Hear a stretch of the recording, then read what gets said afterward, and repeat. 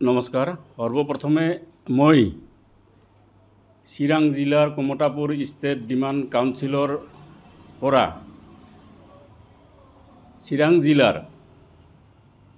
Electronic সংবাদ মাধ্যমৰ কৰ্মীসকলক মই মোৰ ফালৰ পৰা ধন্যবাদ তথা অভিনন্দন জ্ঞাপন কৰিলোঁ। এই সংবাদ মাধ্যমৰ যোগেদি মই জনাব বিচাৰিছোঁ যে আমাৰ কোচ ৰাজবংশী জনগণৰ উদ্ধাৰৰ কাৰণে জাতি মাটি ভেটি এই সংগ্ৰামৰ নামত কেএলৰ সহস্ৰ সংগ্ৰাম আজি 30 বছৰ অতিক্ৰম কৰিছে। এই 30 বছৰ অতিক্ৰম কৰাৰ পাছত ভাৰত চৰকাৰে কেএলৰ প্ৰধান মাননীয় শ্ৰীযুত জীৱন সিংহ মহাশয় আৰু KN প্ৰধান মাননীয় শ্ৰীযুত DL কোচ মহাশয়ক ভাৰত চৰকাৰে আজি 2 বছৰ আগতে আলোচনাৰ মেজত মাতি আনিছে আৰু ইতিমধ্যে আমি জানিব পাৰিছোঁ যে এই আলোচনা ইতিমধ্যে 7 বাৰ আলোচনাত মিলিত হৈছে। আলোচনা ইতিমধ্যে শেষ হোৱা বুলি আমি গম পাইছোঁ, কিন্তু আজিলৈকে 2 বছৰ পাছ হোৱাৰ পাছতো এই আলোচনাখন চুক্তিত ৰূপান্তৰিত কৰা নাই। সেই মৰ্মে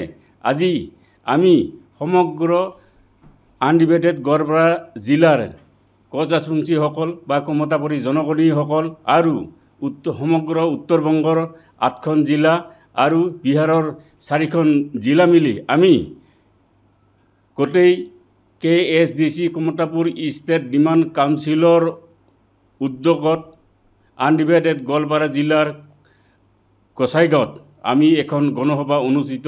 কৰিছোঁ। উক্ত গণসভাখনৰ যোগেদি আমি প্ৰমাণ কৰি দেখুৱাব খুজিছোঁ যে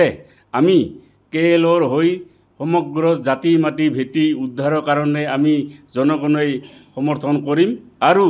এই গণ সমৰ্থনৰ ভিত্তিত যাতে ভাৰত চৰকাৰে অতি সোনকালে আমাৰ KN আৰু